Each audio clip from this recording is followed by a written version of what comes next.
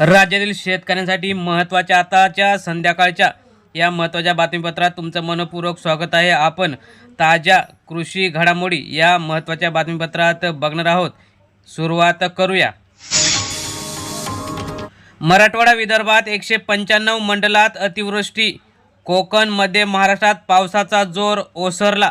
कोकण पश्चिम मध्य महाराष्ट्रानंतर मराठवाडा आणि विदर्भात सुद्धा पावसाची शक्यता वर्तवण्यात आली। लोणीकर यांच्यावर टीकेची झोड। शेतकऱ्यांबद्दल वादग्रस्त वक्तव्य।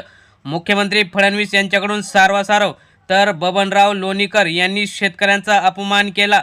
विरोधी पक्षनेते अंबादास दानवे यांची टीका। खानदेशात पपई रोपांचे दर स्थिर। आगाप लागवडी पूर्ण झाल्याने रोपांना उठाव कमी।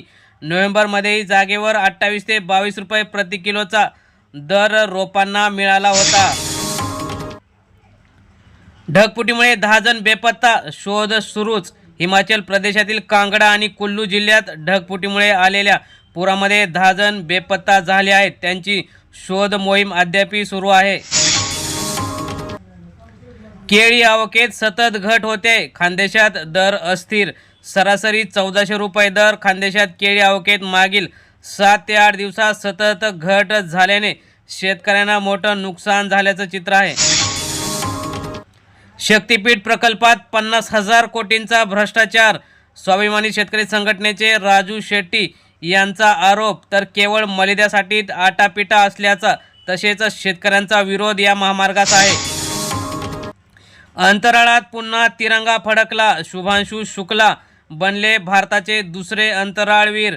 नीले गगन के तले का प्यार पले या गाण्यातील वर्णन केल्याप्रमाणे धरतीचे म्हणजेच पृथ्वीचे मनोहारी दृश्य दिसले। हिंदीचा मुद्दा पुन्हा पेटला। राज ठाकरे उद्धव ठाकरे येणाऱ्या 5 तारखेला मराठीसाठीच्या या मोर्चामध्ये एकत्र येणार। मराठी माणसाची 18 ते 19 वर्षापासूनची इच्छा पूर्ण होणार। बँकांनो व्याज घटवा, कर्ज स्वस्त करा। रेपो दरातील 0.50% कपातीचा फायदा ग्राहकांना देण्याचे RBIचे अहवालात आवाहन केलेले आहे। सरकारची हिंदी शेतकरी शक्तीपीठवरून परीक्षा। विधिमंडळाचे पावसाळी अधिवेशन 30 जूनपासून सुरू होणार। मोर्चामधून विरोधक साधणार सरकारवर निशाणा। शक्तीपीठ मार्ग मराठवाडा दुष्काळी भागाचे चित्र बदलेल। देवेंद्र फडणवीस मुख्यमंत्री यांचे प्रतिपादन। तर शेतकऱ्यांनी त्यास विरोध करू नये असं आवाहनही देवेंद्र फडणवीस यांनी केलं आहे। वीज आणखी स्वस्त होणार। महावितरणची माहिती। खरेदी खर्चातील 66,000 कोटींच्या बचतीमुळे दरात कपात। सौर ऊर्जा वाहिनी योजनेमुळे दिलासा मिळणार। तर शेतकरी बांधवांनो आणि मित्रांनो, ह्या होत्या आजच्या महत्त्वाच्या शेतीविषयक बातम्या। धन्यवाद। जय जवान जय किसान। जय हिंद जय महाराष्ट्र।